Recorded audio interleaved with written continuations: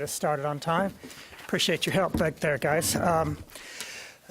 Thank you all for coming, for braving Blizzard Apocalypse 18 in Texas to make it down here to Austin. We appreciate you not being blown away in the wind in your cars or airplanes or however you chose to get here.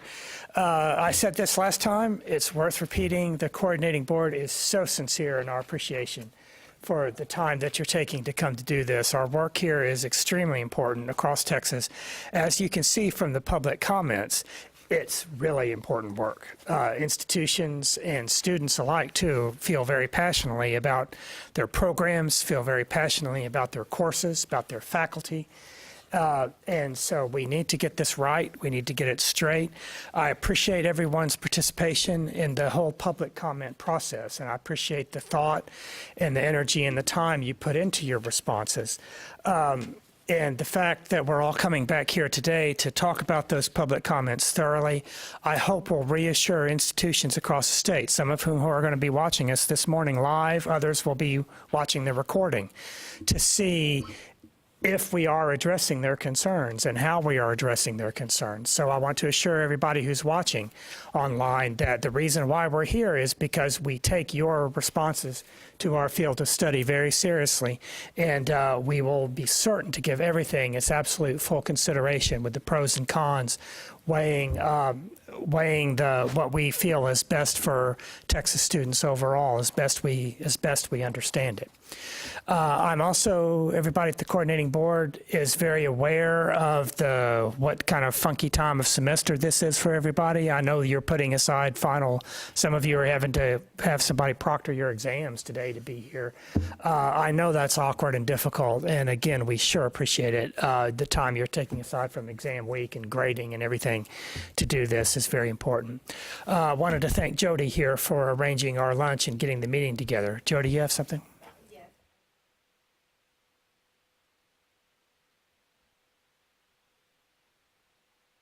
Yes, if everybody could put your $10 in the envelope so Jody can collect it, because we need to pay the lunch guy. Yeah. I know a couple of us only have 20s, which will be, I hope we can. Yeah, I'm setting a really poor example here. I only have a 20. I'm putting an extra $10 in as a tip. So. Well, okay, thank you. That might not be necessary, but thank you. That's very generous. Did I have an envelope? I think I had it. You know, and I indicated.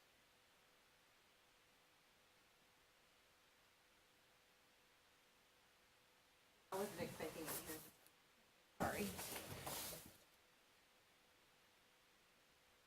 Just a reminder to everyone, you've got your microphones here. Remember that you need to turn your microphone on when you're speaking. It's easy to forget about it in the heat of a conversation. And also, please remember to turn your microphone off when you're not speaking, because everything equally goes out onto the web. Our first order of business is to consider our meeting notes. I sent everybody an email with an attachment of the minutes. You also have a copy there on your desk. That's for two reasons. One, to make sure you see if you have any edits. And another thing is I want you to be able to refer to the notes as our discussion goes, to perhaps recall that many of the issues in the public comments were things that we did already discuss last time. I can pull up the YouTube video if we really want to go back into the archives, if we have time. I hope that's been helpful to you, and I hope you've had a chance to look over the minutes. Are there any things that you would like to correct or add to the minutes as you see them?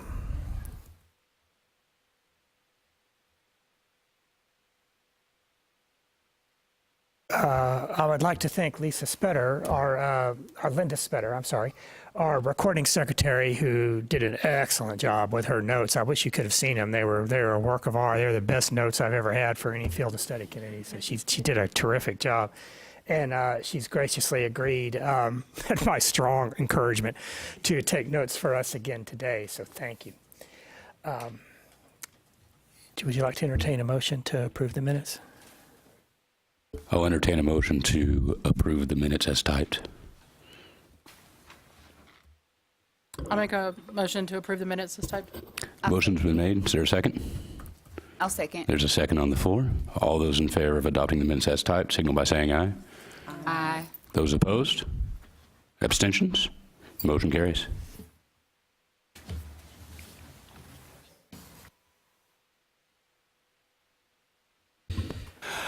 I think it's a good idea for us to go around and do introductions again, right? Especially for people who may be watching in real time or watching later on. Why don't we start from my left down to the end, and then we'll just work our way across. Good morning, Dr. Kurshima Murray, Assistant Professor of Corporate Communication at the University of Houston Downtown. Good morning, I'm Tim Molina at Northwest Vista College in San Antonio, and I'm the Program Coordinator for Mass Communication and also in Speech Department. Good morning, Vicki Moultrie. I am the full-time professor at Central Texas College in the Communications Department. Leslie Henderson. I'm a professor of Communication Studies and coordinator for the Communication Studies and Foreign Language departments at McLennan Community College. Stacy Aschenbeck. I am the director of public speaking and the director of technical communication at Texas A&M University. Dr. R.A. Davis. I'm an assistant professor at College of the Mainland in Texas City, Texas. Alan Mickey, coordinating board. Gordana Lazic, Assistant Professor of Practice at Texas Tech University. Tom Ingram, Department of Communication, University of Texas at Arlington. I'm the Associate Chair. Linda Spetter, Professor of English at Cisco College. I also teach mass communication. Brittany Hibbler, I'm the Department Head for Communication Studies at Blinn College. Nikki Hodgson, Assistant Professor, University of Texas Rio Grande Valley, Communication Studies Program.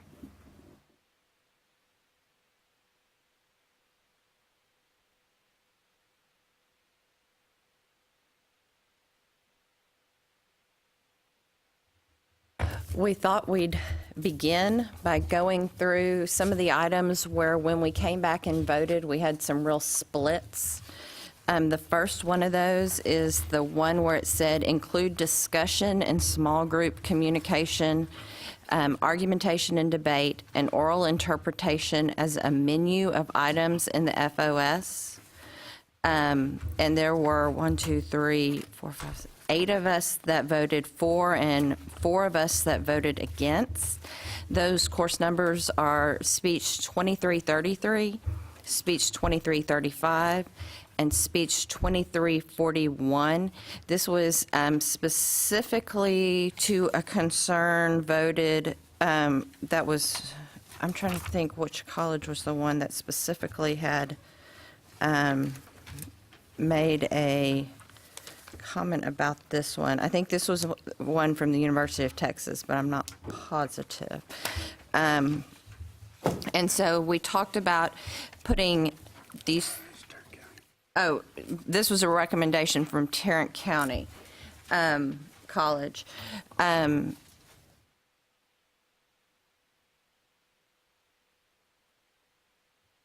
And so if we want to open this up to some discussion, maybe why people voted for making this. And we'd also like to remember that in order to make something a drop-down menu, first of all, it's kind of difficult for the registrars, but we can get over that. But the other thing is that all 3 of these courses need to be equivalent in information, I guess. So if anyone would like to voice why they voted for, against, or their feelings on this particular one.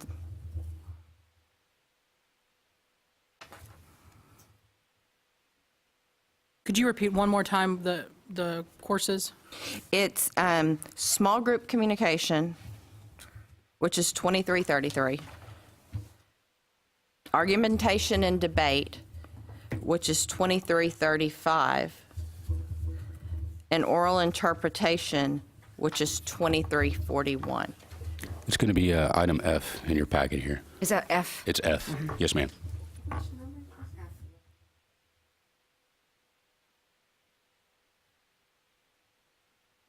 So if I could just, so I voted to include these because I agreed with the comments too regarding the 2,000 level courses in addition to the 1,000 level courses.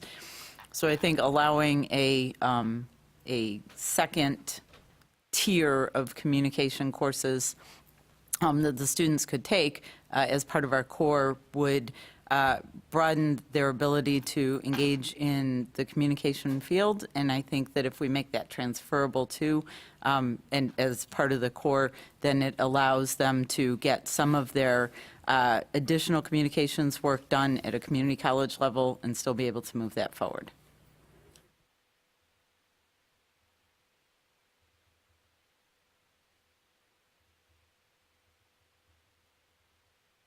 Any other comments?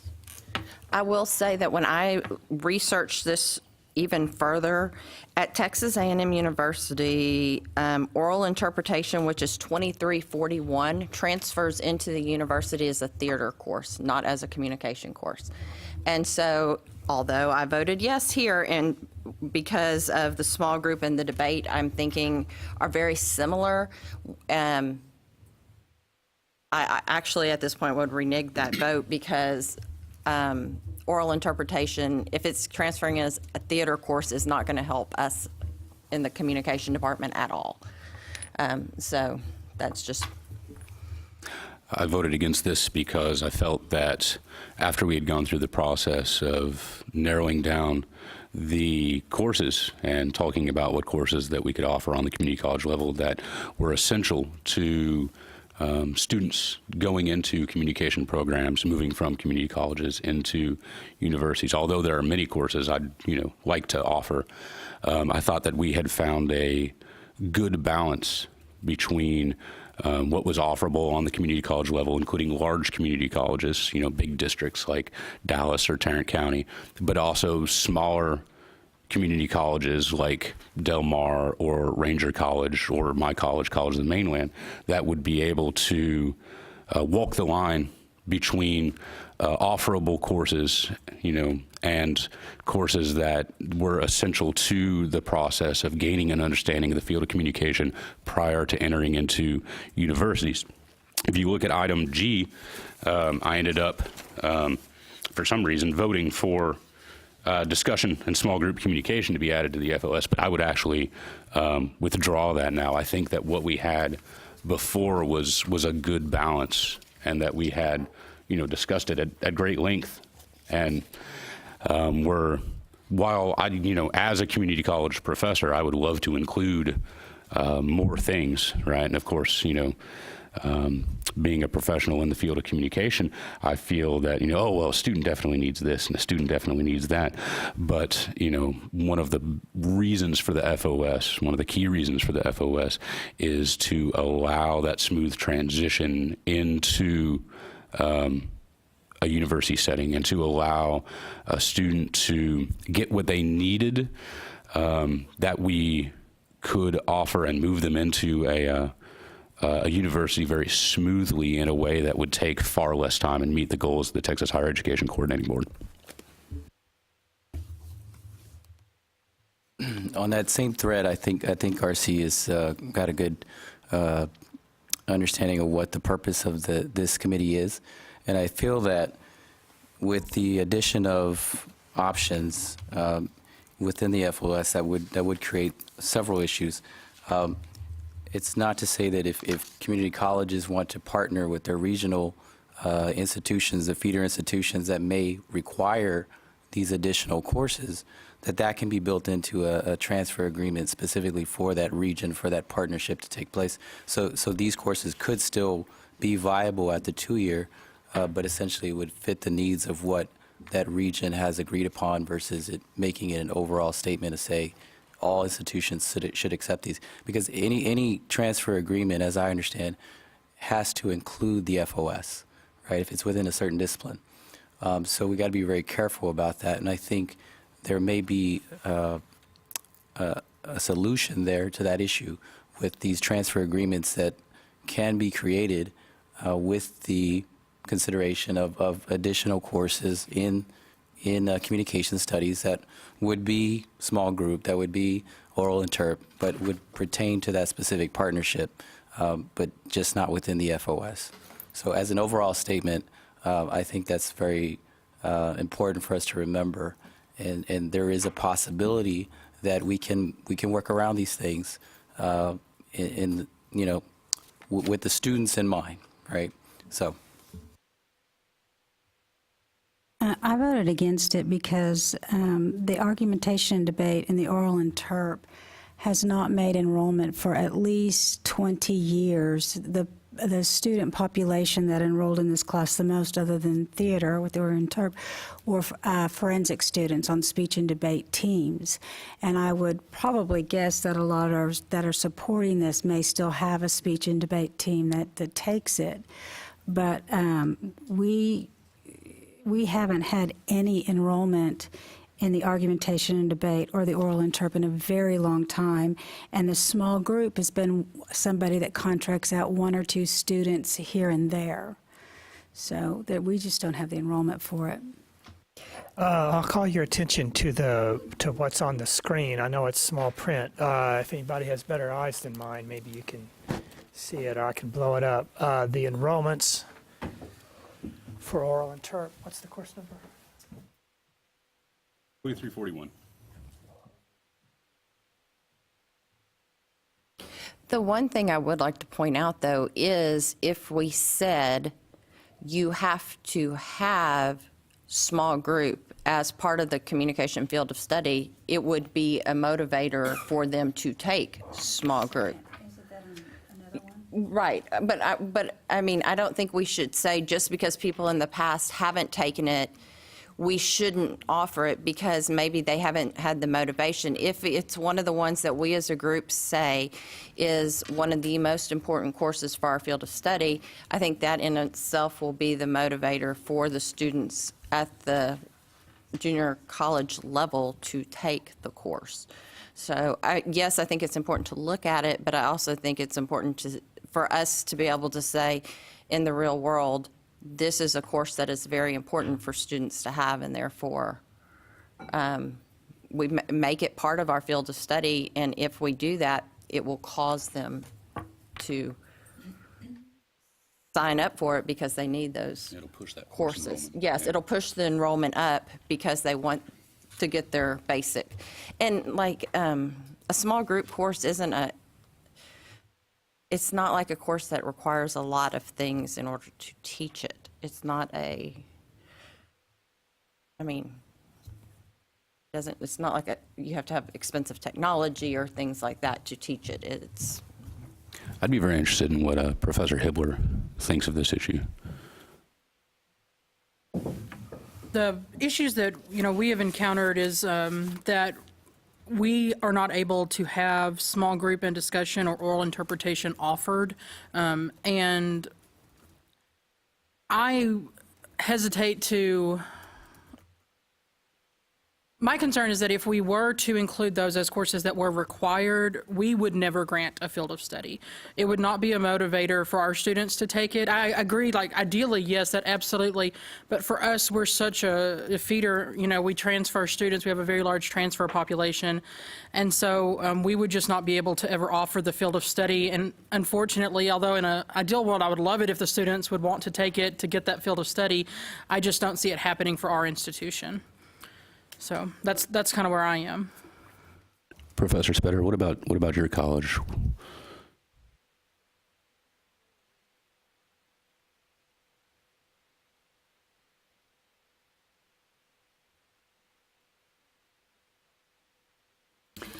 I would like to say we offer small group on the 3,000 level and business and professional on the 3,000 level, and so I would be hesitant to have to bring 2 of our courses down. Our faculty, we already had to come to the consensus that we would have to prepare to bring the business and professional communication down to a 1,000 level, and so I'm not sure we would. I know that individuals would not want to bring another course down to the 1,000, 2,000 level.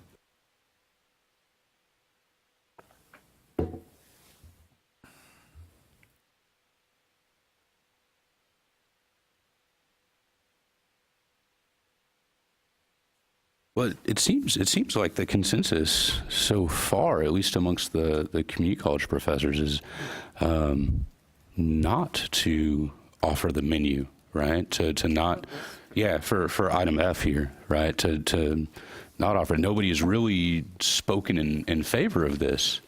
So I'll ask the question very directly: is anybody particularly in favor of offering this as a drop-down menu for these 3 classes?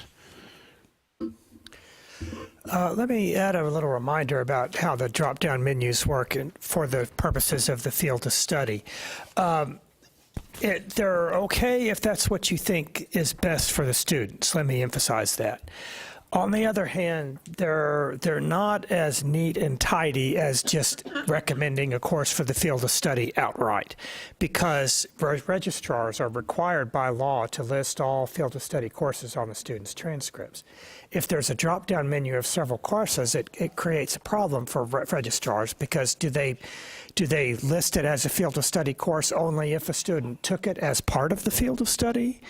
What if a student takes more than one class that's in the menu? Does the registrar indicate both of those as field of study courses? And if so, would a receiving institution then either misread that or misinterpret that to mean that they had to accept as credit towards the program both of those courses? Right? So it's a solvable problem. It's a paperwork problem. So you need to do what you think is best. But all other things being equal, the menus create some kind of logistical headaches and possibly confusing for some students. The most important thing about a drop-down menu, though, is you have to be absolutely sure that all of the courses in the menu are equally acceptable for the purposes of the field of study.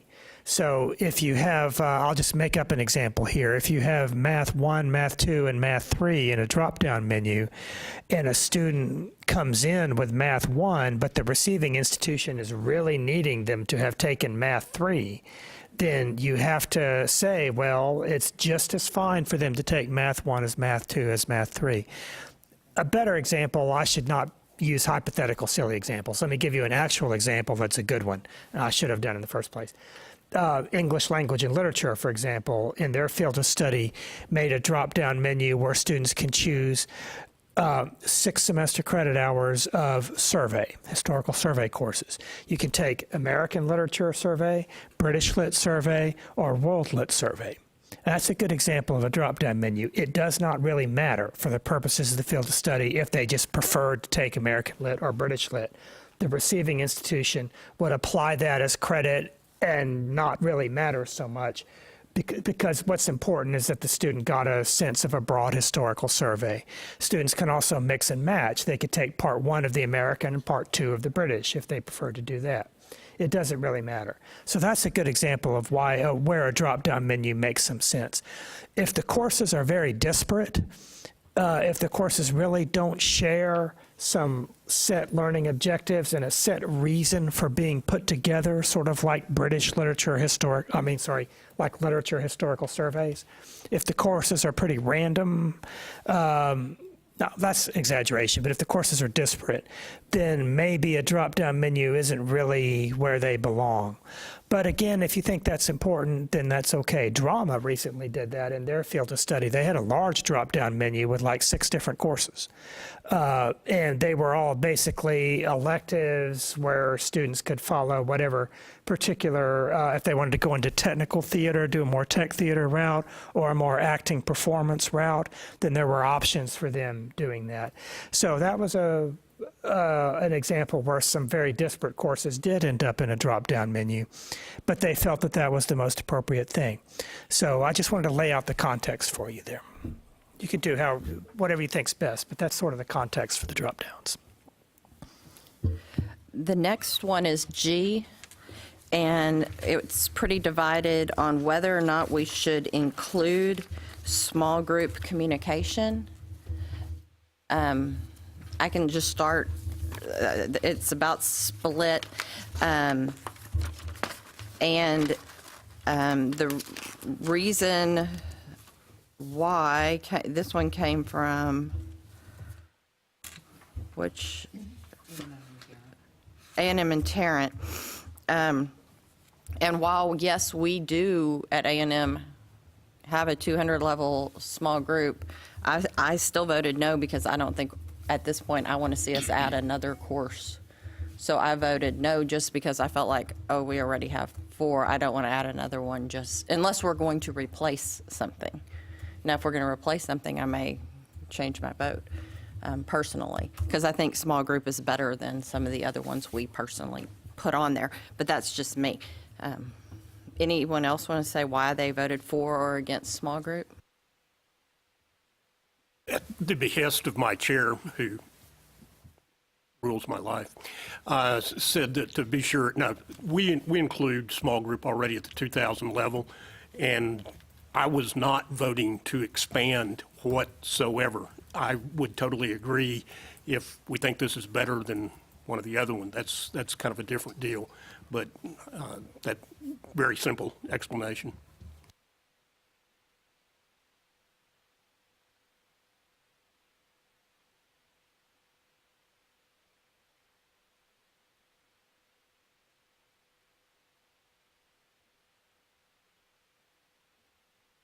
I voted That no. was, I'm sorry, go ahead.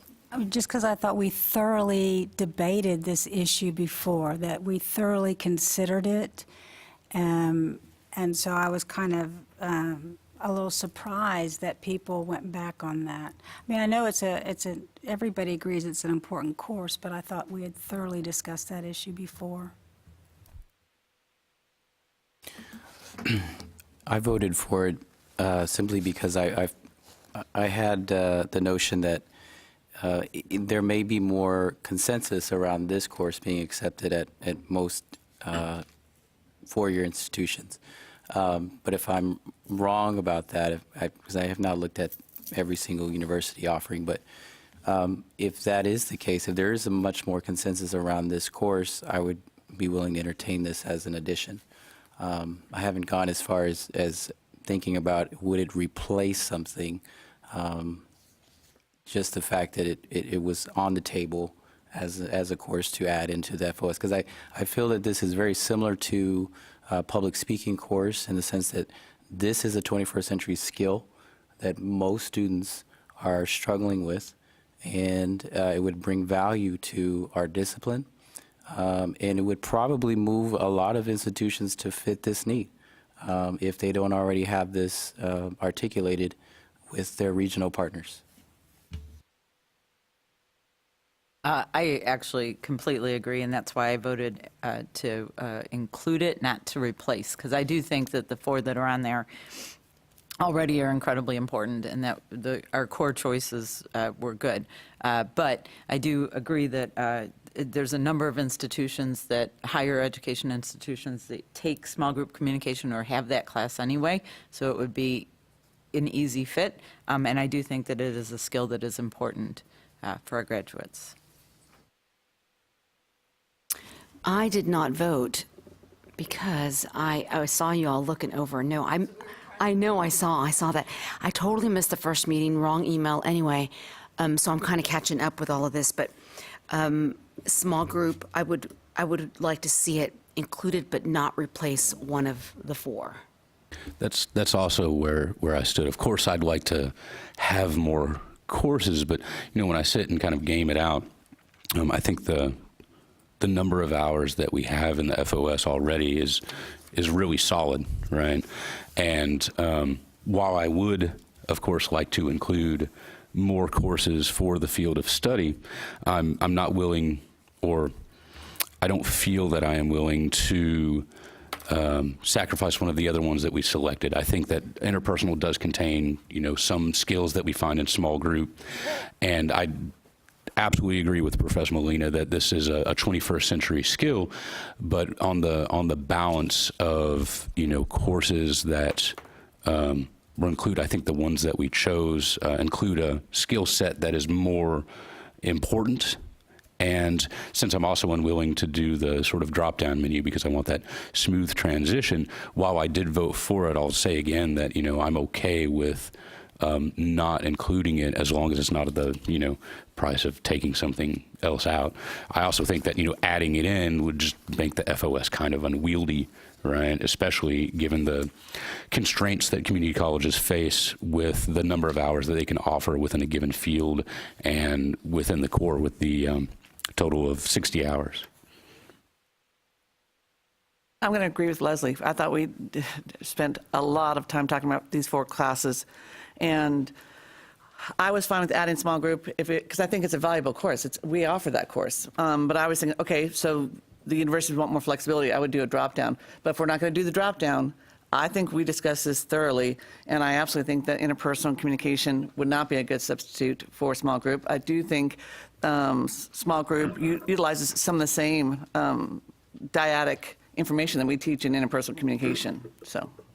And I understand that some of the universities offer interpersonal on the higher level, but they could move small group up, right, and move interpersonal down in order to meet that. I mean, they're going to have to kind of adjust some of their schedules. I don't know if they're thrilled about that, but it is something. Professor Spetter, am I saying that right? Okay, Professor Spetter, what do you think about this issue since you represent a community college?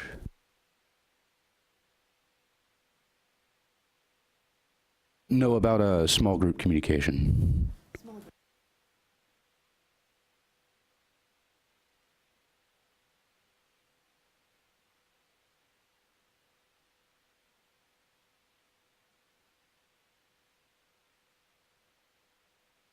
Professor Lazek, what do you think? Hi. I'm sorry, I've been kind of quiet. So I'll preface all of that by saying that actually I'll echo what Dr. Henderson suggested, that, we spent 2 days debating, a host of issues. And so I also thought that we came to sort of a good consensus here. With regards to specifically small group communication, it is my sense that it's not a core class. It's not the most important class, students should take. Is it important? Yes. Is, intercultural communication important? Yes. So there are a whole bunch of, specialized areas that are just as important. And so, I'm not sure that we have a good sort of a criterion of assessing, small group communication to be a part of the core. And so, again, I would echo what you said at the beginning, that the number of classes that we have selected in the core and the nature of the classes, are pretty solid. That's just me. Professor Hibbler, do you have comments on this? I would agree. I think that the courses, if we go back, if we look at what we're tasked to do, which is to find basically, the essential courses that we think our students should take to prepare them for success. And just a moment ago, I said, if we offer, small group communication, we won't be able to offer the FOS. Now I'm going to say kind of the opposite of what I was saying. If I put that aside and don't think about what it means for my institution and just think about what it means for the students, I do think that the 4 classes that we had listed represent a really good kind of,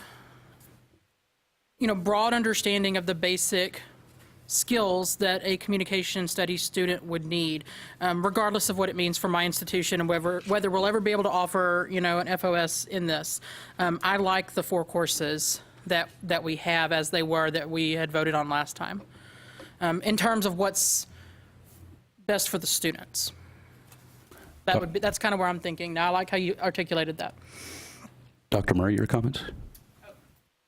I would like to reiterate Dr. Hebler's comments in the sense that in thinking about our deliberation the last 2 times and thinking about what's the best interest of the students and not our institution, and as I stated earlier, we currently do not offer business and professional communication on the 1,000 or 2,000 level. So my institution has agreed to make that adjustment with the FOS, but I would not be willing to necessarily vote for the small group communication course. And I feel like we took 2 really long I don't want to say agonizing, but we had a lot of debate on these classes, interpersonal and business and professional communication, to come to the consensus. And I wouldn't want to go back and backtrack on the work that we had for some of the courses that have been suggested.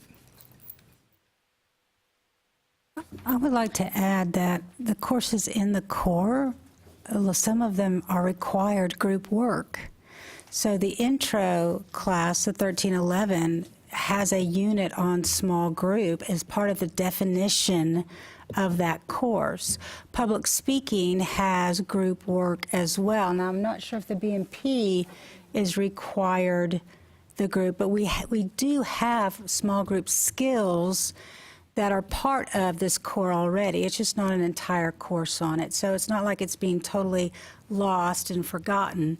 Students are exposed to it. I agree. I think that, that component, if we offer a small group communication course, very narrows it down to a very specific course, but that component is included in many of the courses already offered within the FOS. And I would like to add in my comments, I'm someone that teaches small group communication every semester. So I'm a proponent of the course. However, I'm not against it being added to the FOS. So for us over at the University of Texas Rio Grande Valley, the Business and Professional Communication course of Speech 1321 is our COM 3313 because we work with the School of Business.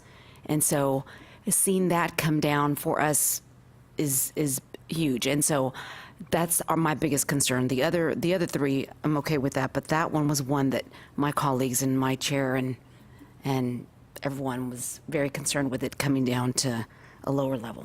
That's one that A&M's very concerned about as well. That is one we don't want at the 100 and 200 level We don't at either. all. And it's because we offer, which is going to go into L, if you look at L, and we're actually working, we have 2,000 communication majors at A&M. And in addition to that, we have, Lord, I don't even know how many engineering majors at A&M. And all the engineering majors and most of the communication majors also take a course that's COM 205, which is technical communication, which is, it's got speaking skills, group skills, but it's also got technical writing skills. And so it's our equivalent of what you're saying, where it's the business writing. The reason why is because we were trying to limit the number of hours that the students had to take in order to graduate. So it combined their public speaking and their technical writing course. So we created this one course that would have multi-aspects. It's a big concern of ours because by doing what we're doing, it could very well disappear, which is going to cause problems for all of our engineering students, which is like almost 20,000 students. So that's where L is. We've been working with with Blend, trying to let them teach it as a special topics course. But it honestly would be a course that would be very beneficial to any university or junior college, because it's just, and like, there are not even textbooks out there. Like, I've had to create information because no one's really teaching it, but it's kind of a combination of technical writing, technical speaking, or speaking on technical topics kind of thing. And so that's kind of what we're doing too. I think with the drop-down menu that the courses need to be equivalent, and I don't find that Speech 1315 and Business Professional Communication 1321 have that equivalency. I think that's why we included them within the original FOS as equal partners.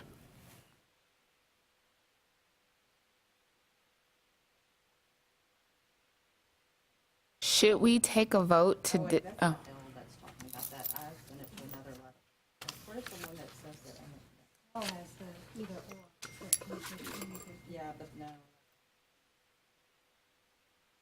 K? Are you talking about K? That was the one I was talking about. that that's where we.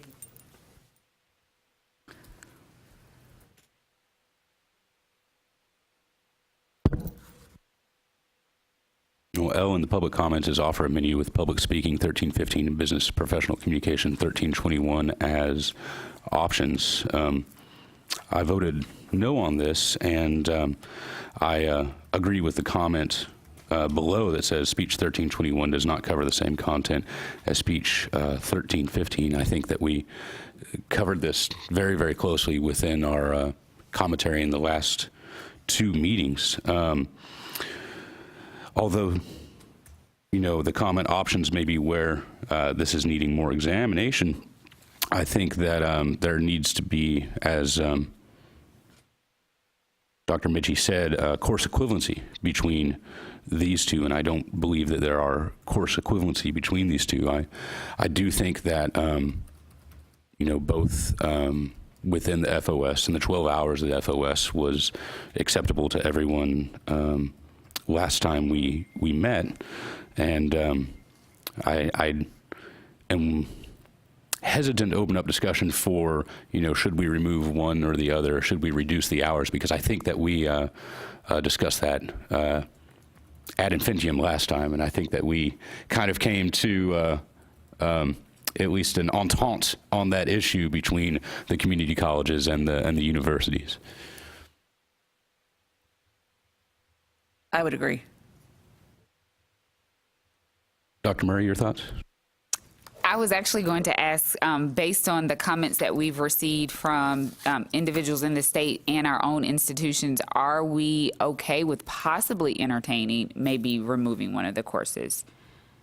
That was what I was going to ask as well, because if you look, it's repeated over and over that that's a lot of courses for the four-year universities, and I think we were supposed to be taking into consideration the comments from those four-year universities. And while, yes, we felt we picked 12, but then now that we have their comments, should we think about that? That's a lot of hours for them to fit into their degree plans.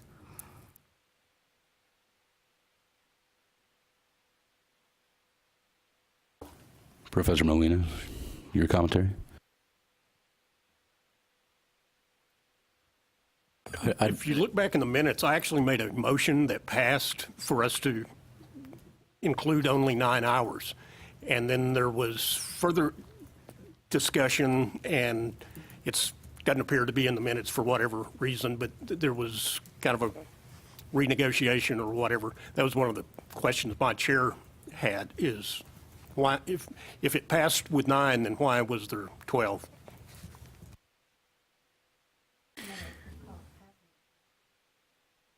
My initial thought on this is I'm willing to steer the conversation back to the small group communication course being added to the FOS, and instead of offering options, I think if we continue to entertain the drop-down list, it becomes a lot more cumbersome for four-year institutions. But I would not support reducing the number of hours.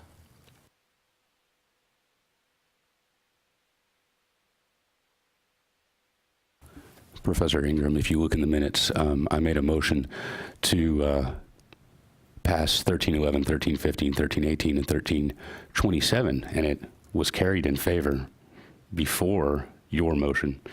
But Dr. Mitchie suggested that we needed to reach more unanimity on the issue rather than do it through a vote. And I think that after your motion, we probably continued that discussion, right? And that's how it unfolded. So, just to be clear, I wasn't trying to argue that we were doing anything wrong. It's just that that had been introduced and discussed, and hopefully thinking across the whole state, the fewer restrictions that you're going to put on a degree, ultimately, I think the university level would say that that's better, especially with us is constantly being confronted with the 128-hour cap in most degrees. That's absolutely true. And I think that in our discussion last time, we did a pretty good job of kind of meeting each other halfway, because we are also faced with a cap, right? And we are also limited in the amount of courses we can offer. A communication program at a university can create communication courses. We are held to the ACGM in a way that the 4 years are not, right?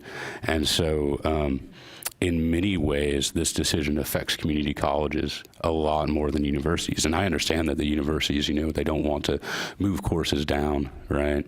And, Professor Important is teaching, this communication course at the 4,000 level, and it's prestigious, and now it's a 200 level, and that's very difficult, and it'll have to be redesigned. But universities are just going to have to adjust to the FOS and meet the community colleges kind of halfway in that process, right?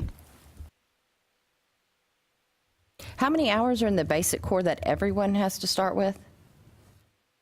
Like the basic core, not the COM core, the basic core that every student. 60 for graduation. I think it's 42 for the basic. No, for a 4-year, for a 4-year to graduate, or is there not? I'm not sure the question. The Texas Common Core is 42 hours. It's 60 hours for an associate degree, and 60 is about 60 to 66 semester credit hours is the maximum of what most universities in the state will accept for transfer students. So many students come in with about 60 hours because they're trying to save as much money as they can. And then the degree cap is 120 hours, if that's what you're asking. So if you take, we talked about this before, if you take a 60-hour associate degree, 60 hours for the first 2 years, 42 of that is the core, that leaves you 18 left. And 18 hours is generally what committees like this play with when they're thinking about a field of study, because they have those 18 hours to fill up.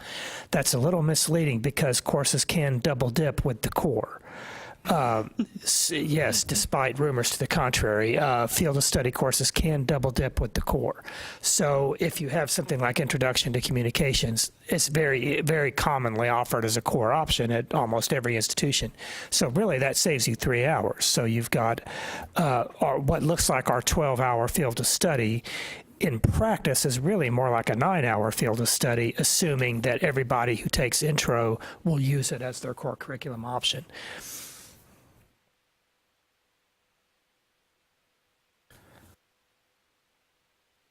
Having the 12 hours does ease the financial burden on students. It's cheaper for them to do that at the community college rather than at the university. So if you look at a student angle, that's, it's cheaper for them. So.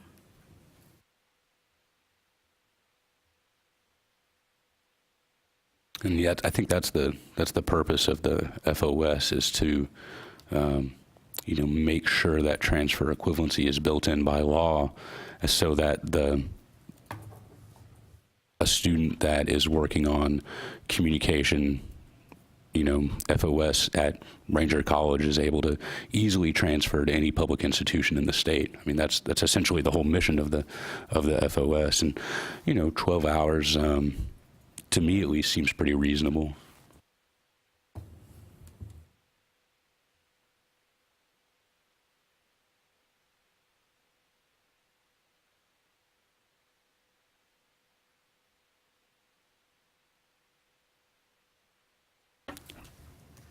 Professor Hibbler, do you have any thoughts on the issue?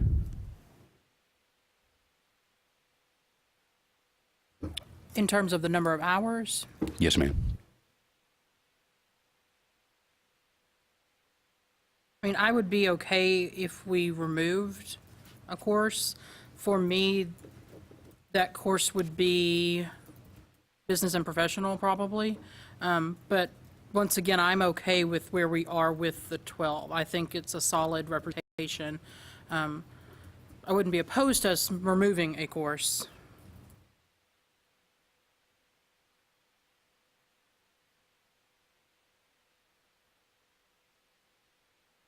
Should we take a vote to see if we want to keep it at 12 before we just, because I think what I'm hearing is there is definitely the option still on the floor for this drop-down menu, and maybe we should vote whether or not we would like the drop-down menu, and then decide if we would like to keep it at 12. Is that something that we could consider right now? Do we want to vote first on the drop-down menu or first on the number of hours? Maybe the number of hours, because then that could determine if we even need a drop-down menu. Correct. Okay. So is there a motion on the floor about reducing the number of hours from 12? I'm sorry, can we have someone from a two-year institution actually just one more time explain the benefits of the hours that we propose? And would it work better for two-year institutions and your students if we increase the number of courses, and whether you can actually, do you have the capacity to actually do that? I mean, I know you said that once, but before we vote, definitely someone could synthesize that for us. Because I think we're getting mixed signals, because we're being told by some people we'd like 12 hours so they could teach more courses, but then we're also being told, well, we'll never be able to fill those courses. So I think there's some confusion of what's coming from the... Yes, that's why I think it's sort of important to have that, conversation before we vote. Thank you. I would say that one of the things that helps us is that all of these courses currently that are listed are in our core, either in a component area option or social and behavioral, I believe. And so for us, this works well. And going back, you asked about the benefits to these particular courses to the students. For us, I just, once again, I think it gives a really good overview of basic things that a student would need to know to be successful going into, a four-year institution. I just like they do overlap in some areas, which is why, for at least for me, in my opinion, I can see some overlap in some areas, but at the same time, I think they also represent a diverse number of topics within the courses that it would work for us. But I don't know if that helps at all. So, from a community college standpoint too, so I think 12 hours is not an excessive amount to ask our students to take in the communications department.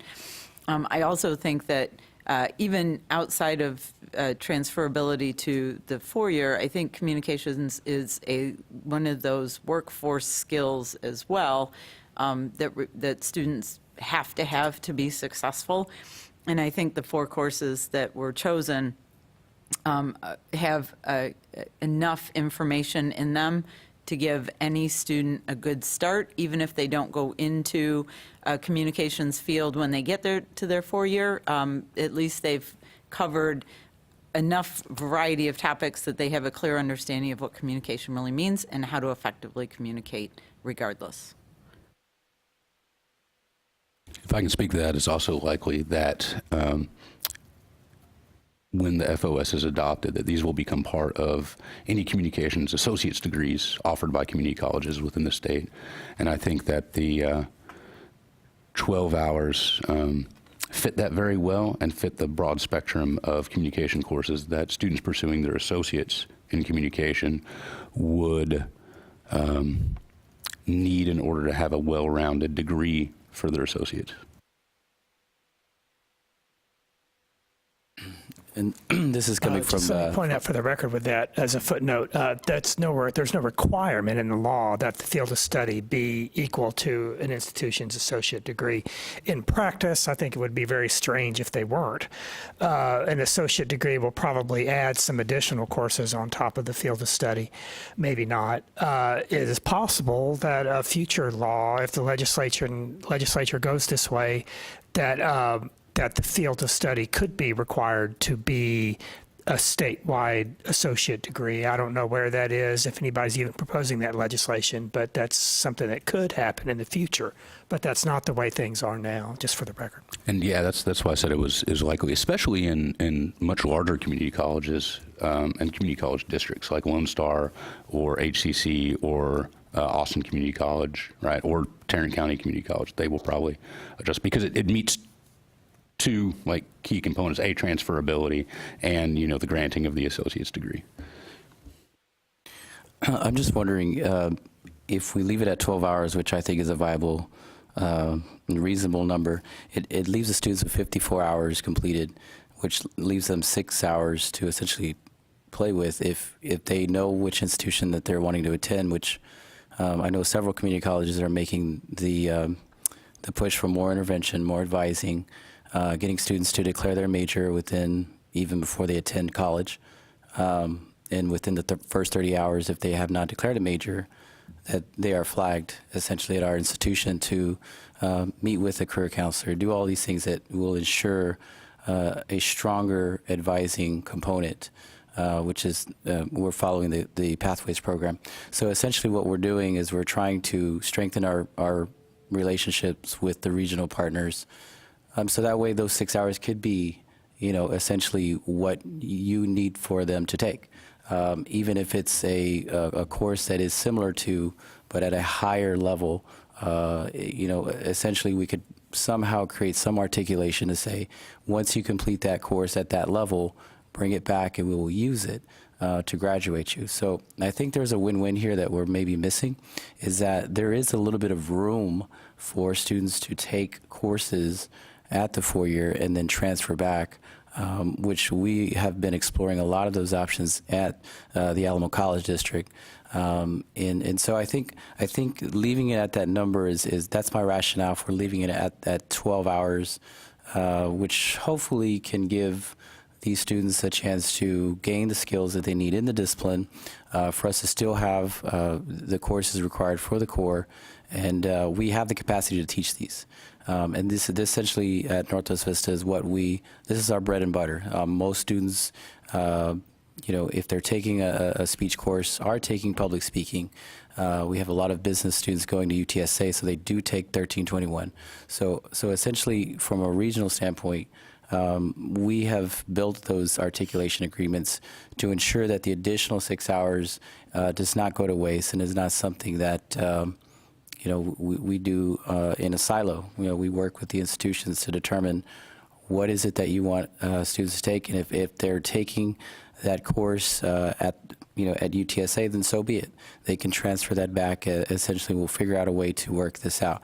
So a lot of the efforts are to try to make this work for students to not take excessive hours, but still have something that they can, essentially play with if the degree they're transferring to allows for free elective, or if it allows for other courses that they can take as those additional 6 hours. I know Blinn is doing the same thing. The other thing I think that it's important to think about from the community college perspective is that there are a lot of students that choose to go there because they're playing sports, they're in the band, they're doing things of that nature, and that also leaves them, like at Blinn, there's a huge number of students that are there that are part of an extracurricular that they've chosen there. They're playing football, they're playing baseball, they're in the band. I'm trying to think there's a huge choir. So they're using those hours as part of that as well. And so when you say, well, it packs all these 60 hours, but they're using some of their hours as part of those things too. And some of those are what's giving our students the scholarship money and the ability to actually attend some of the community colleges, because they otherwise wouldn't have the money to go. So I think that's important to keep in mind too, that we don't pack them too full where they have that time to do those things. Professor Spetter, your thoughts from a community college perspective?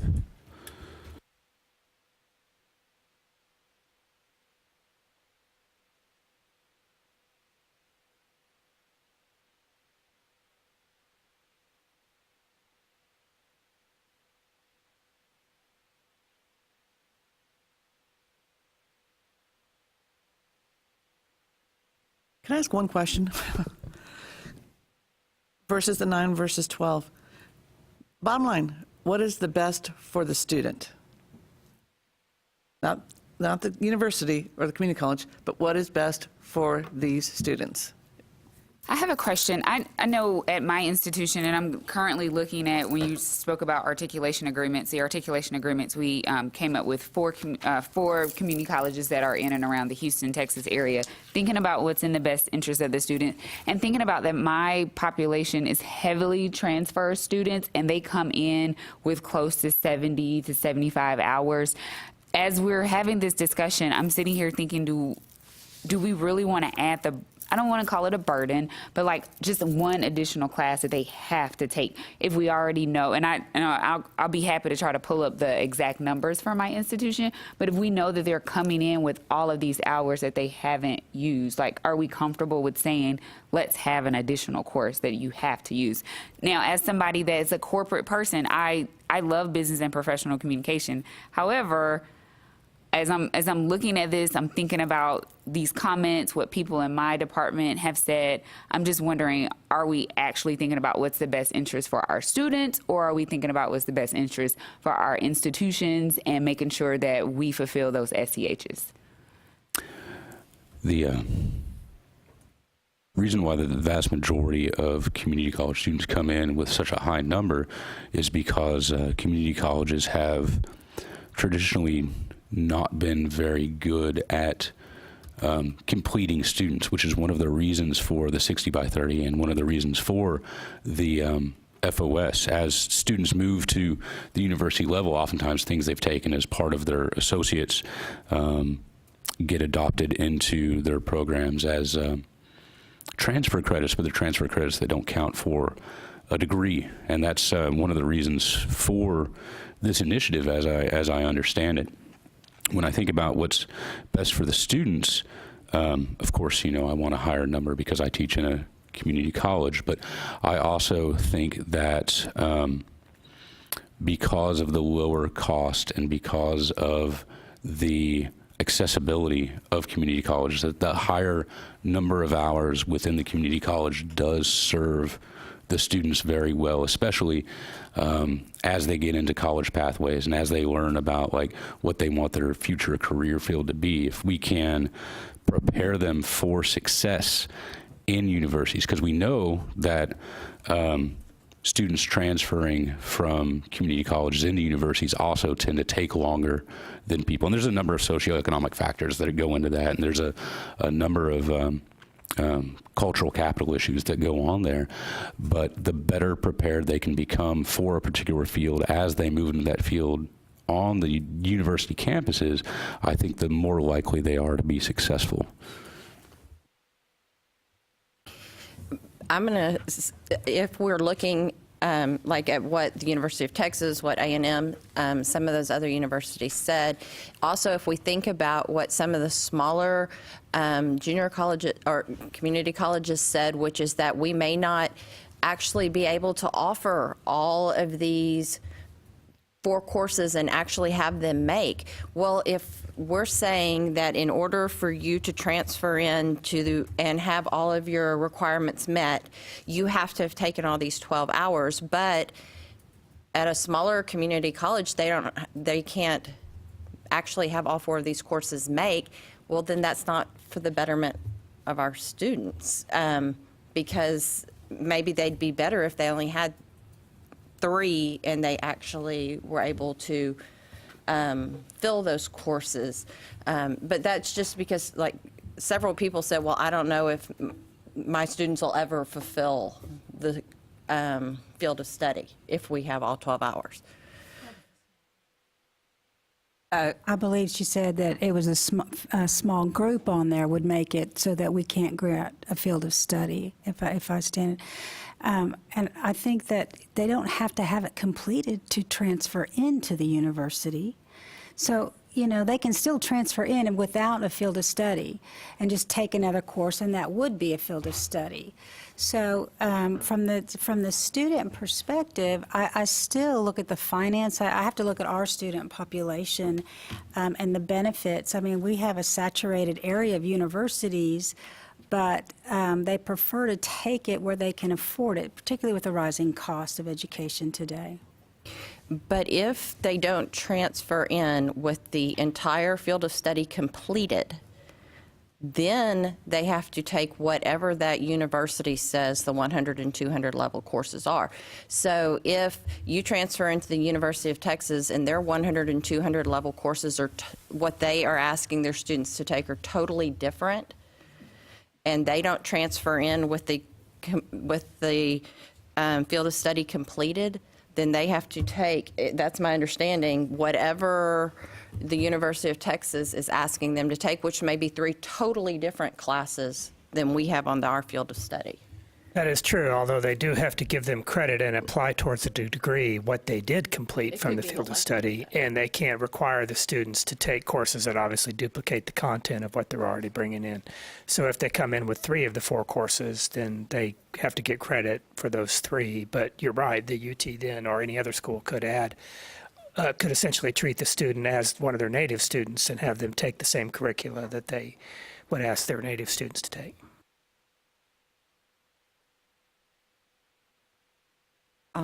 Just to quickly address the issue of not being able to make classes, it seems to me that that there would be a pretty good incentive for students to take those classes if they were advised in a timely manner and told that this is going to count. I mean, it doesn't seem to me that would then be an issue to fill those classes. And what I didn't understand at the beginning of this conversation is whether community colleges would have personnel to actually teach the classes. Yes. And if that is the problem, then that's a sort of additional layer of complexity to this question. I also think that with enough options, I mean, most community colleges offer online options as well, and if we require students to take these 4 courses to transfer in, right now we don't have the numbers for some of the courses because they're not required, or they find out that speech 1321 isn't going to transfer over, so they won't take it. They'll take speech 1315. So we might have a huge number of 1315 students and nobody in 21 because that won't transfer like it should, or it's not comparable. So, and also, I mean, from any community college standpoint, if it's required, well, we'll teach it and we'll figure out a way. But we have online options too and things like that. So there's always a way for the students to finish. And that's, I'll mention an additional aspect to that. We're exploring the virtual Texas college system to bring another course off the ground, try to bring more enrollment across the state. So definitely I'm considering the impoverished student, the rural student who does not have, maybe, fiber access, so we got to consider all of these aspects across the state of Texas when considering that. But I do feel that potentially could fulfill that problem of an institution not having the capacity to offer, a particular course. At my institution, we currently do not teach speech 1311, and on Monday I met with our curriculum committee, and we adopted 1311 into our catalog, and the professors in communication are starting to develop that course because it was privileged through the FOS. We're simply adjusting what we're doing to meet that FOS, right? So, professors have been tasked with the assignment of developing that course, and we're going to start offering that course. And I can imagine that the enrollments are going to be low at first, but as students learn more what an FOS does, how an FOS works, and as we join the Houston GPS project with the University of Houston, those courses will fill out and become part of the regular teaching rotation.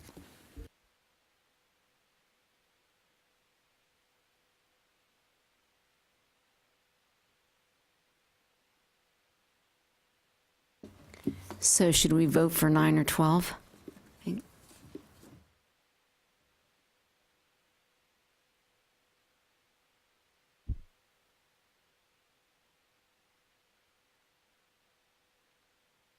Well, right now it's at 12. Is there anyone who wants to make an motion to drop it to 9 or?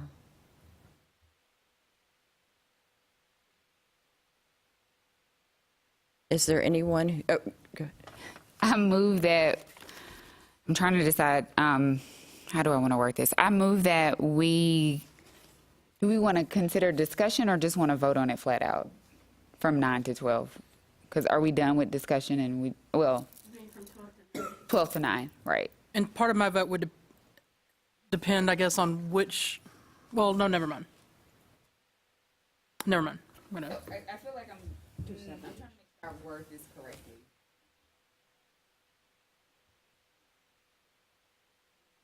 Are we all saying that we were just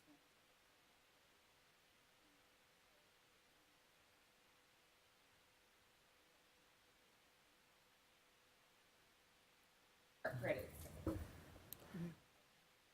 I move that we change the FOS SCH hours from 12 to 9. Do I have a second? I second. All in favor? may I ask a question as we're voting? Wait. No, if we're going to have discussion, then let's postpone the vote. We got a question? And when we're talking about moving from 12 to 9, are we talking about operating within the 12 that we had originally set on and eliminating one of those courses, or are we talking about 9 hours and now we're going to talk about what those 9 hours are going to be? No, I would assume we're just talking about eliminating one of those. Eliminating one from the list we had agreed on. Okay, thank you. And do we know what that one is? I guess that would be the next item. Okay. I think I'd want to know what course that was before voting. And would it be, I don't know if this is okay to suggest, would it be possible for even us to go around and say, this is the course I would get rid of? Is that, I don't know if everyone's in agreement to that or not. If not, it's fine. Or we could pass up papers like we did last time. Is everybody okay with saying out loud, if they were to have to eliminate one, what they would eliminate? Okay. I think that presupposes that the vote's going to pass. No, just say Right. if they had to eliminate one. Or I'm then not- just say I'm not no. comfortable with that, Just no. say, I'm not going to vote to eliminate anything. Okay. I would vote to eliminate business and professional communication from the FOS. I'm going to vote to keep it the way it is. If we went down to 9, I would propose dropping business and professional, but I'm not convinced I will vote for the 9 yet. I wouldn't vote to drop it to 9. I like it the way it is. I would vote to drop business and professional. I like it the way it is. The way it is. We would probably, well, say that better. I think the best alternative is leave it the way it is. You know, in our discussions the last time, I was not for business and professional communication, but you convinced me, you sold me, so then I was for it. Because I think it is important for those who stop at the associate level. You know, they need those skills. So you convinced me, so it's ironic to me that you now have switched your vote, but I vote to keep it as it is. And I'm switching because I received a lot of backlash from my university and the articulation agreements that we have with several of the universities that have made comments. They actually did not like that idea. So I'm not voting based on my own, like what I want to personally do. I am voting based on what individuals and my constituents essentially want to happen. Okay, well, I'm voting on the fact that you made good sense to me, so 12 hours. Overall, I'm not necessarily voting, I would vote for 9 or 12, I'm not set on that, but if I had to eliminate one, I would eliminate business and professional. My vote is for the 9, removing business and professional.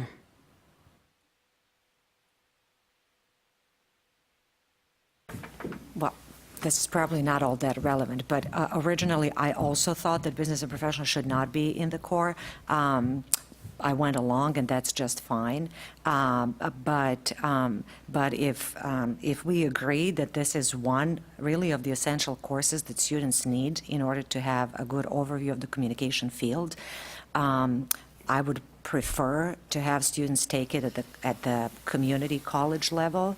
than at the university level because it's cheaper for them, despite the fact that every semester my institution teaches thousands and thousands of students. So I'm not really advocating this on behalf of the institution, but really on behalf of students. So.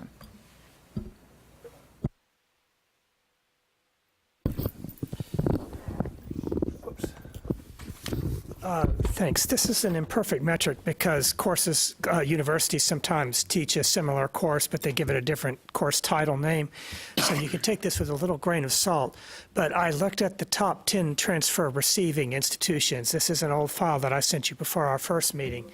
And of those institutions, it looks like business and professional communication is only offered at the lower division or applied towards a degree. I don't know if it's a requirement or an elective or a designated elective, but it only appears in the catalogs at the lower division for UT El Paso and UT Austin. The other top 10 top receiving institutions don't have business and communication as part of their lower division curriculum. So I just wanted to put that in there as context for your thinking about whether or not it belongs in an FOS. Thanks. So question, that means including this in the FOS, we're drastically making changes throughout the state, correct? Based on what you just said and the numbers. I'm sorry, what'd you say? That's not what I interpreted. That's why I'm getting clarity. That's why I'm asking clarity. Is that what you're saying? Since it's it's only 2 institutions that offer the course, if we say that this is going to be a part of the FOS, we are making this is a very drastic move for institutions. Well, yes, just because that was my partial list. That's not every institution in Texas there on that database. And again, courses might be offered with a slightly different name or different rubric. From this database here, we're talking about Speech 1321, right? Is that the correct one?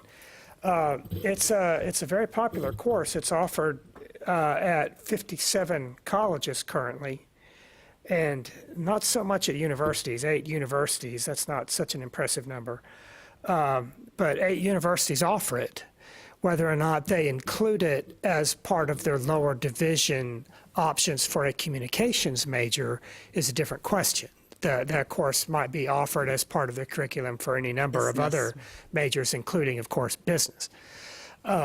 So it's not a widely offered course at universities. So it would be I think it would be a lift for universities to accept it as towards their degree programs in communication. But again, you're the experts in coming from these programs, so I'll leave it up to you to decide. But it's not just it's not like intro to communication here or something where everybody offers it and it's widely popular. As you can see, there are some other courses that might be parallel to it in some ways. There's Communication for Technical Professions, which is offered at Texas A&M.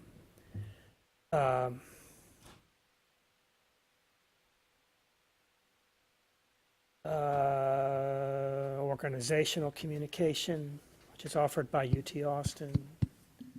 That's about it. Organizational communication is totally different. Yeah. Anybody else getting hungry? Is it just? I think one of the things we might consider with business and professional communication, since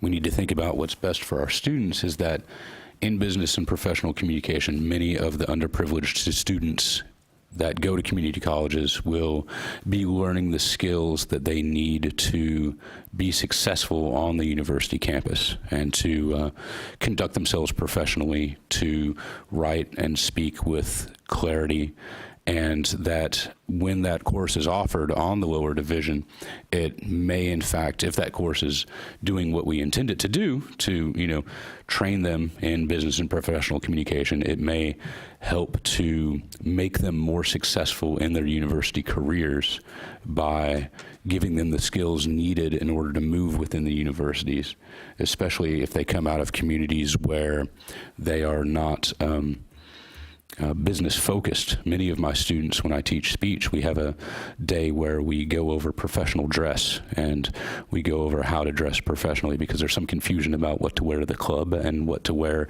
to a business meeting. And of course, as they move into professional communication in both their professional lives and on the university, something like business and professional communication would help to give them the cultural capital that they need to be successful in the 4 years and as they move out into their professional lives. Don't you discuss that in public speaking as well? We spend a short amount of time on it, That in but public speaking as well. What is, it's not the primary focus in where is public technical speaking. writing? But some of those are English as well.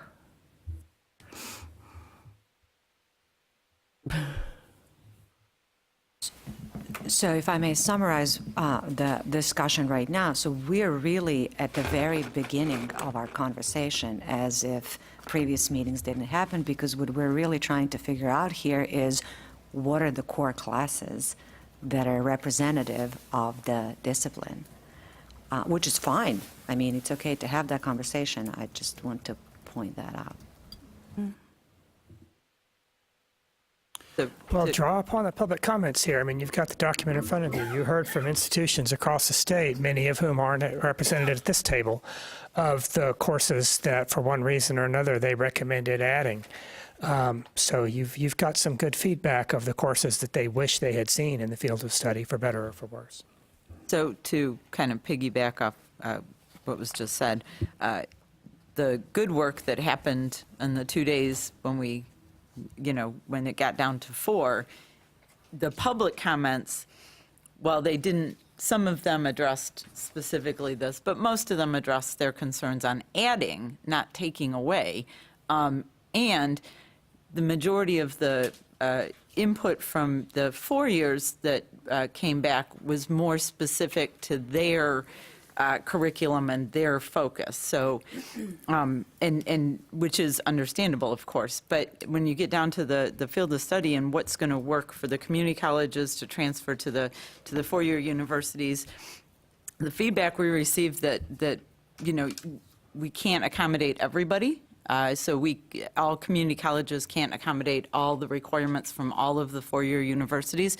It would be overwhelming just based on the feedback we got from here.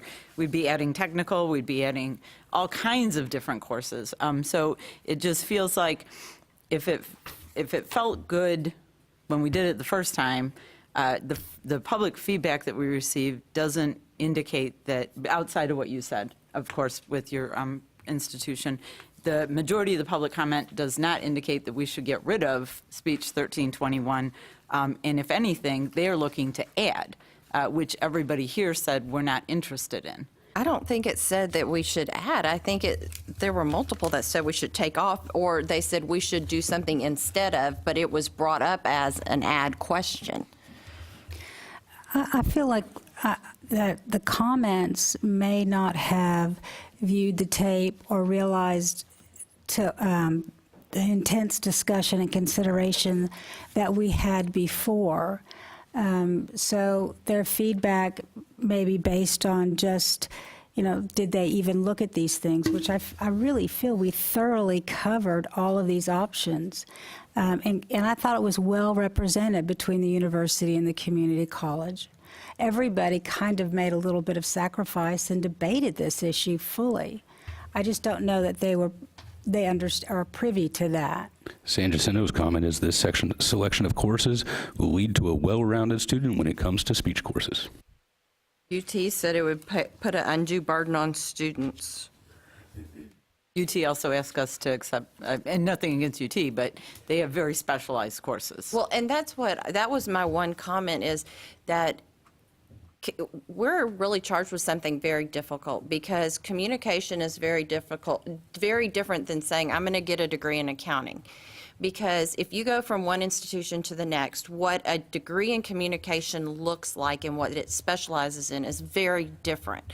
So, like, it may be technical communication, it may be more public relations, it may be theoretical communication, it may be rhetoric, it may be organizational, it may be health communication, as opposed to accounting, which is accounting is it's accounting. So asking us all to agree that these are the most important courses is very difficult because it depends on what our university puts as their main focus. And so that we have a very difficult job.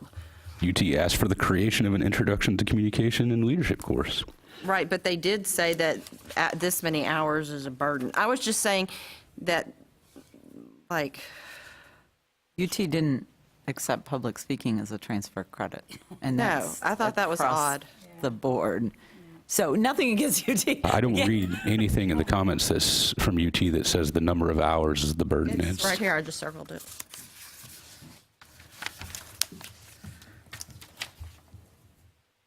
And of course, the points that I drew from the public comments to reduce them down to simple yes or no questions for the actionable items for our committee are not the same thing as saying that's the only important or thing worth reading from that public comment. So I hope that you consider their comments in general and in all. I just had to reduce things down to things that our committee could do about some of the comments. But many of the comments are, of course, much more extensive than our simple yes or no votes and provide a very useful context for what the issues are. But that's. So I think, the comments from UT Austin, for example, they do bring about very great ideas, and it really charges perhaps another committee, ACGM committee, to look at the overall offerings at the level of freshman and sophomore level. So I wouldn't, take away from that, but I feel like, the conversation should come back to, what do we want, what is best, right, for our students within this particular committee. And we're still in discussion for a motion that's on the floor, so just wanted to remind everybody.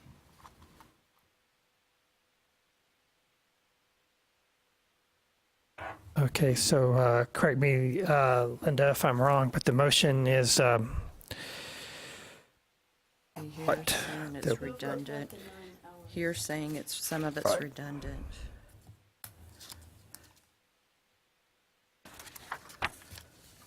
We changed the field of study semester credit hours from 12 to 9. Okay. Call the vote.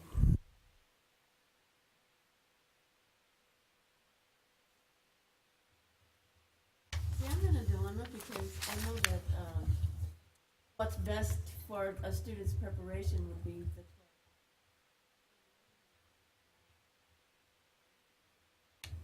12. Offer all of that. We can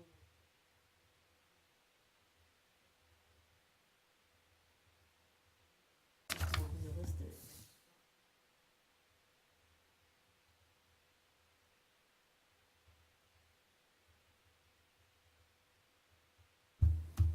Or should we go for the academic or for the practical?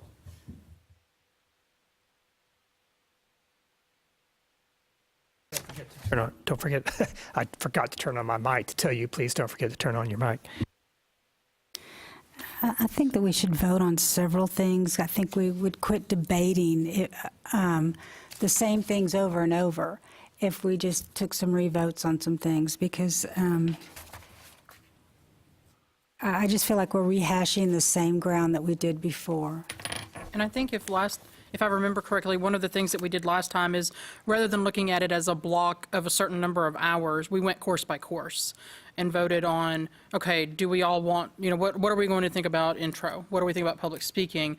And when we did that, obviously, business and professional was, I think that's how we went about that, wasn't it?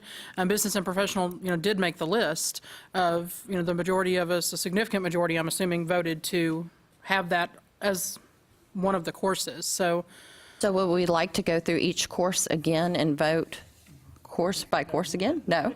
Okay, then do we just want to stick with her motion and vote on it? Okay. Did we have a second?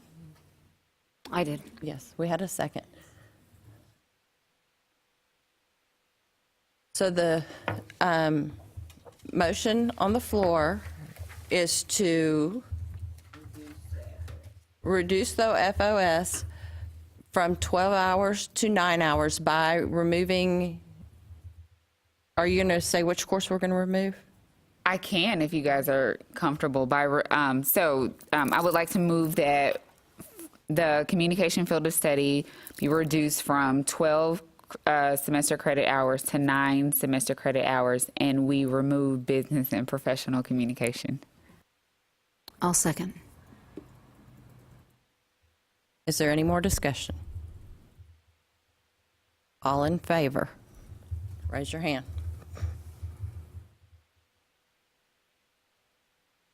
For those online, that's 4 votes. Aye. 1, 2, 3, 5. 5 in favor. All opposed? 6 opposed. And 1 abstained.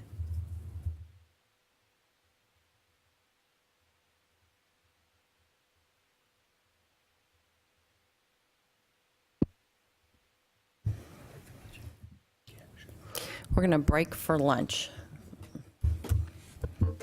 Okay, we'll break for lunch.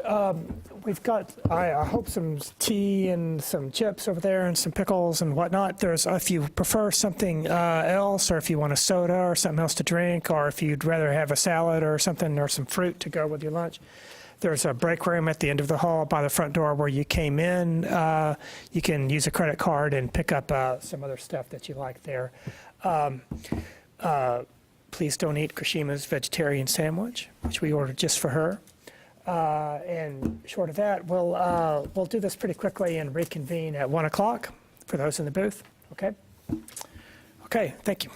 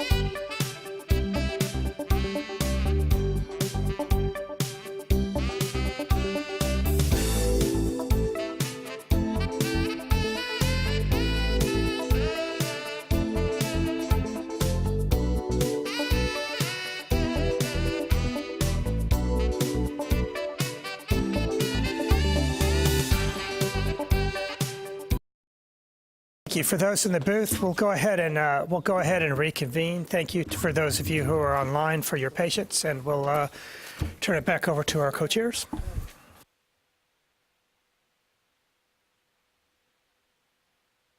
Well, I'd like to welcome you all back from lunch. Professor Ingram, you had a comment?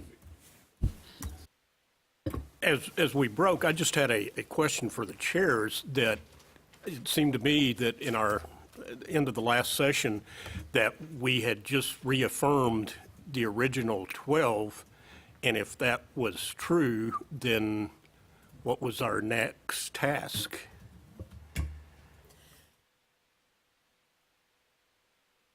I would like to see if there's a way that we can vote again, because some of us over lunch.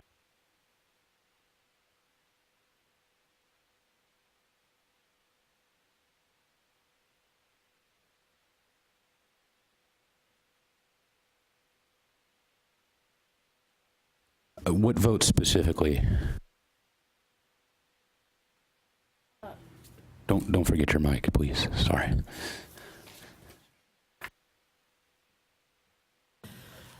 I would like to propose that we conduct a revote on the last motion.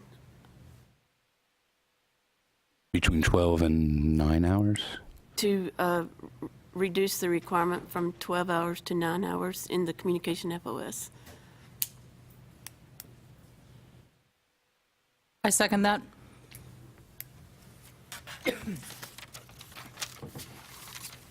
There's a motion on the floor to revote between 12 hours and 9 hours on the communication FOS. Discussion?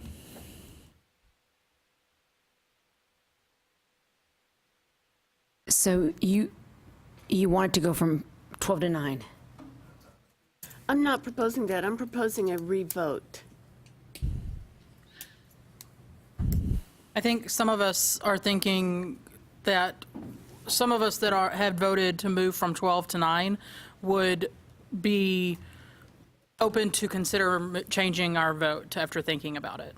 And so just to kind of redo that to see how people might have shifted after thinking about it over the lunch break. Okay, so that means if it would, let's say if you went back to 12, then it'd still be 12 winning. I'm Right. not winning, but. Right. But it.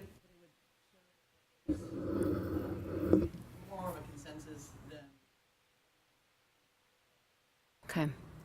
So in that case, do we need to, if we do uphold the 12 hours, do we need to amend that vote to adopt the field of study as was originally proposed at our last meeting? Would that be what our vote would be in that case? I think that's an excellent amendment. How do you feel about that?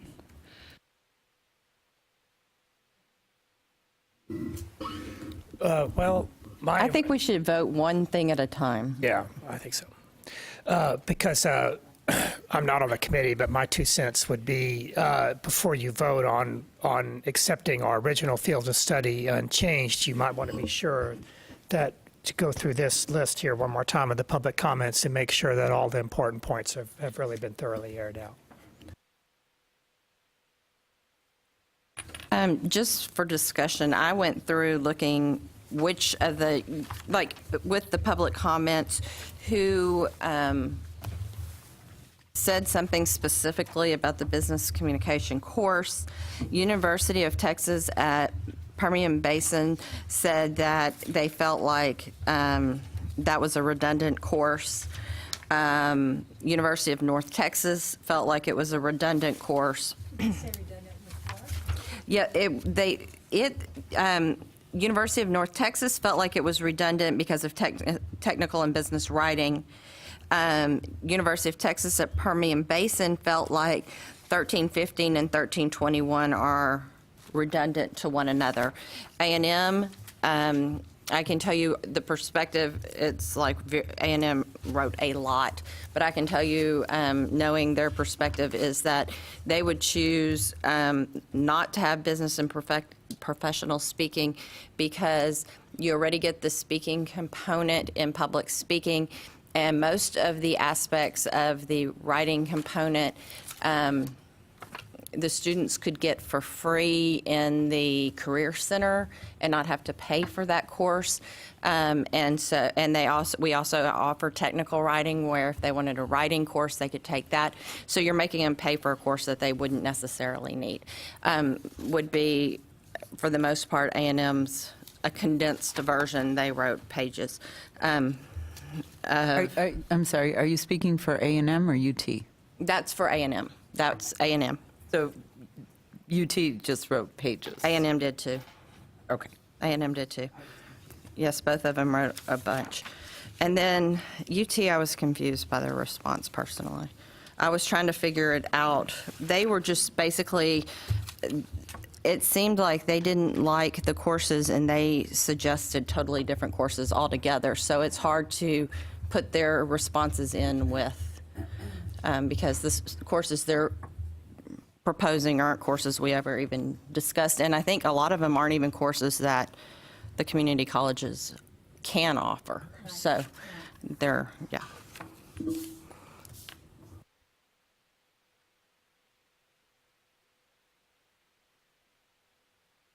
There's still a motion on the floor that's been seconded. Any further discussion? All right, all those in favor of keeping 12 course hours, signal. Keeping, wait, did I read it wrong? Oh, I'm sorry. The wording of the motion, we're kind of voting against the negative here. The Okay. wording of the motion was to reduce the field of study from 12 to 9. So if you're voting yes, you are voting for 9 semester credit hours. Good. So all those in favor of the motion reducing from 12 to 9, signal. 3, 4. All those against the motion?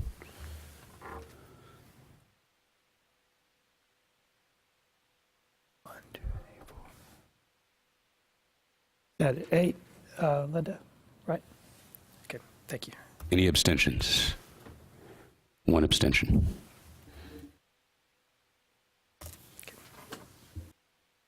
May I make a motion then on the floor to keep the 2018 FOS curriculum for communications as laid out in our last meeting and as presented to us from the meeting minutes from last time, to keep the 4 that are already agreed upon? I would second that. Okay. Motion's been made and seconded. Any discussion? All those in favor of maintaining the FOS as decided in the last meeting?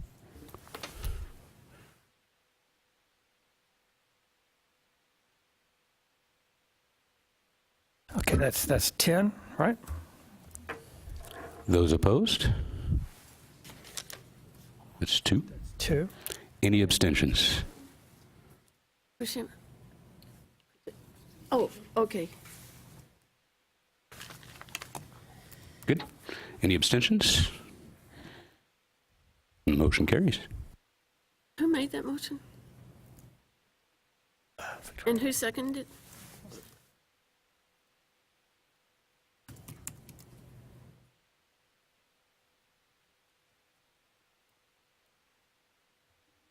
Well, okay, is that it? Sorry? Almost. If there are, well, let me just say a few words about what will happen next, okay?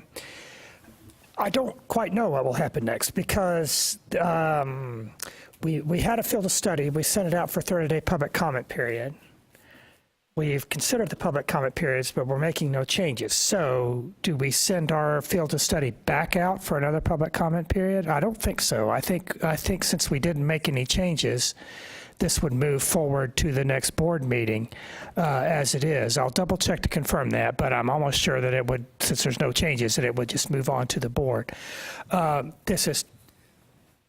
It's just on the edge of being able to go to the March cause April board meetings. I'll have to check and see if we can squeak it in. We might be able to. If not, then it'll go to the June and July meetings to be effective the following September. So it would be September 2020 that it would go into effect. But I'll confirm on that. It would go into effect September 2020 either way, whether it goes to March, April, or June, July. Okay. Good. All right. Well, that's great. Are there any other things that anyone would like to read into the record of responses to the public comments? Either, we heard you, but we thought this as instead kind of comments, or anything that you would like to echo or affirm from either the comments you made to the public comments or anything that the institution said that you want to discuss to make sure they understand that it was discussed and heard? I'm very thankful for all the colleges and universities that participated in the public comment period. What you had to say and the way you felt about the growth of the FOS is important to higher education in the great state of Texas. As was mentioned earlier in this meeting, we have a very difficult task. Communication is a slippery area with many different areas, and many different programs teach it in many different ways, and we all, I think, are united in trying to create a program that balances what's available and is good for the variety of community colleges, large systems, small schools, and the variety and programs of four-year institutions, our flagship research institutions down to our smaller regional institutions. And that's a difficult thing to create a balance for. Not everyone can get what they want, and not everyone can have what they want. But I do honestly believe that the FOS, as we've created it, walks as best of a line as we as communication scholars are able to get it to walk in order to serve the greater good, which are the students of the state of Texas who are seeking to make their lives better through the pursuit of higher education. Thank you. Could I just confirm that Krishima and Nikki voted against, and did you vote for? You abstained. Okay. All right. Thank you. Was there any? Is that correct? Everybody else voted for it. Okay. Thank you. As before, I would appreciate it if someone could make a motion to authorize our co-chairs to take care of any miscellaneous business relating to getting this field of study through the two board meetings. There might be some communication that we have to do about getting things set up and some wording. Also, to authorize the co-chairs to approve the minutes after you have emailed me any edits that you see, after Linda and I put together minutes for this meeting. I'll send it to you for your comments, and if after those comments are made, to comply with Open Meetings Act law, instead of all of us coming back together again for the business of approving the minutes, if you would authorize the co-chairs to approve the minutes, then that would be helpful. Motion to that effect. I so move. I'll second. Okay. I can't call a vote. A motion's on the floor and seconded. Any discussion? All those in favor, signal. Those opposed? Any abstentions? The motion carries. That's a shame, because I was kind of hoping to pull you all back during finals week next semester, perhaps during a blizzard, and bring you back to Austin so we can approve the minutes, have lunch, and then go home. Okay. Do we need a motion to adjourn? Can I ask a related question to the field of studies for one of the things that I've had several discussions with different people on different campuses is some clarity on which field of study applies to the various areas that may be housed under a variety of names of communication, such as journalism versus broadcast journalism. Is that going to be an option for the university to decide which field of study? Obviously, there's divergence of opinion on where it should go. And the same thing with like advertising and PRs that I raised before, that historically, yeah, that was the purview of journalism. That was back in 1900. We're a little further along now, so we'd like to be sure that we get to stand alone. Right. That is a very important issue, and it has come up. We have the board just in December. Coming up in January, will approve the membership of the Journalism Field of Study Committee. So I can begin scheduling their committee meeting. That will happen probably in February or March. We'll have a meeting of the Journalism Field of Study Advisory Committee. We have three related committees. We have journalism, we have communications, and we have radio and television. Kind of old-fashioned name, radio and television, but that's what the CIP code is. Radio and television covers generally media studies, which is not quite the same thing as communications, which is not quite the same thing as journalism. Strangely enough, our committee member, Erica Edwards, who called in with a sore throat today, I wish she could have been here, is on all three of those committees. So we have at least one consistent voice who is aware of what's been going on there to kind of help differentiate between the three. But the Radio and Television Committee felt very strongly that PR and advertising belonged in a separate field of study.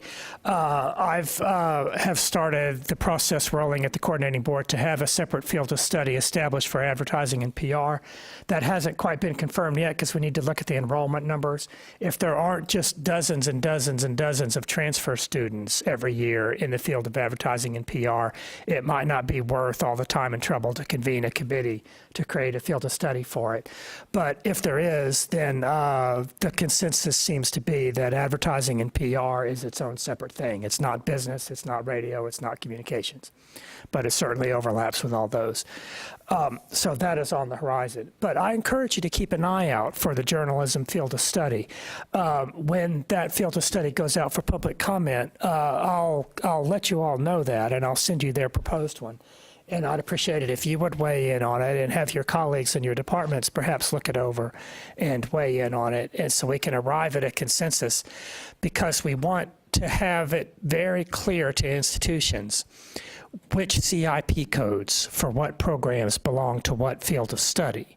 Now, if a university has a program that's kind of on the edge, it's sort of journalism and it's also sort of advertising and PR both, then a university may be allowed to decide which field of study they want to follow for their transfer students, or decide it on a case-by-case basis depending on what the student is coming in with and what the student is declaring as their major.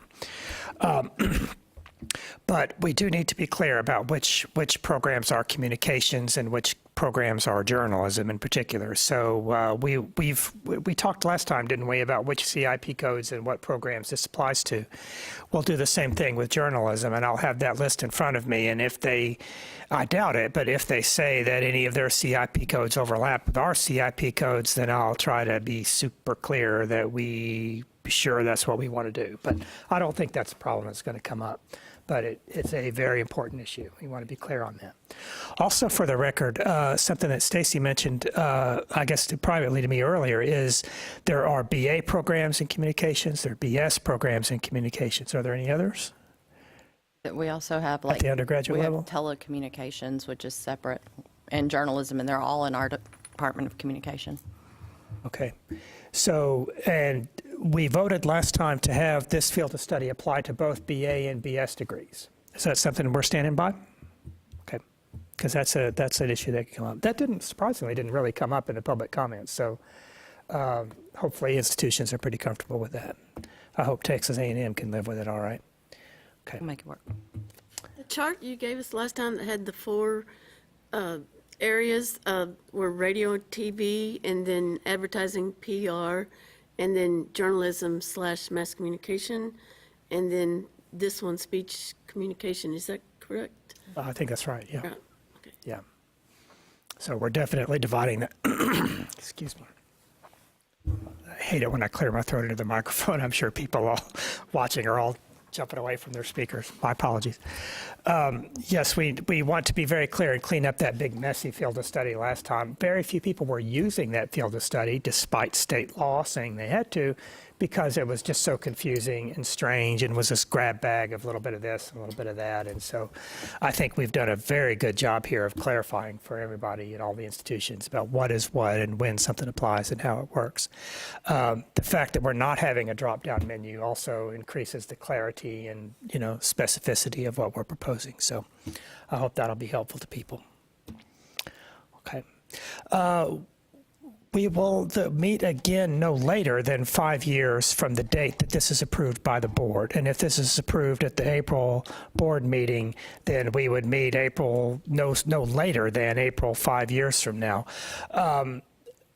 If you feel like there's been problems with this field of study, if you're hearing from your colleagues, if you're hearing from your students that this field of study isn't quite working, if you see your transfer students leaving your institution unprepared or arriving at your institution not doing well in your upper division level courses, if you see problems with faculty and staffing and how this is just pulling together as a coherent field of study, please stay in touch with one another and stay in touch with me, and I'll keep a running file here of issues that have come up with this as time goes by, and we can reconvene this committee at any time as we feel it's necessary or as the coordinating board feels it's necessary to talk about the field of study and make adjustments to it. So part of your ongoing responsibility on the committee is to keep your ear close to the ground and to be a contact person for people in your community college district, in your university system, to be able to report back to this committee that things either are going well or not so well with the field of study.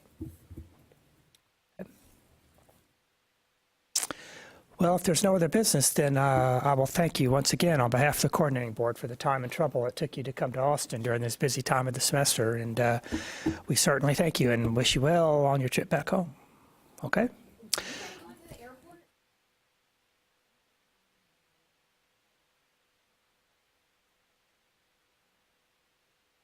Okay. Oh, well, thank you very much. I will send you a reminder to send me your expense reports. Remember that little thing I sent you before? You need to send me an estimate of the time and money that has cost you to participate in this committee that I have to report back to the legislature every year so they can get an idea of what these committees are costing the state.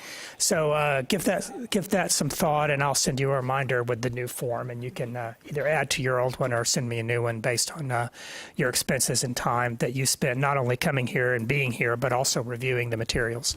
So, okay, thank you. So with that, I think we already had a motion to adjourn, and I overruled it. So, okay. Chairs don't need one. Maybe that was counted as discussion of the motion to adjourn. I'll shut up now. Sure. If you want a motion to adjourn, so be it. There's a motion to adjourn. Is there a second? All right, motion is made and seconded. All those in favor, signal by saying aye. Aye. Anyone opposed? All right, any abstentions? Our recording The motion secretary for all carries. their hard work. Thank you very much. Oh, You yeah. get a little something extra in your stocking. Thank you. So I'll email these to you after I get home. Okay, thank you. Yeah, there's no great hurry, but thank you. Okay.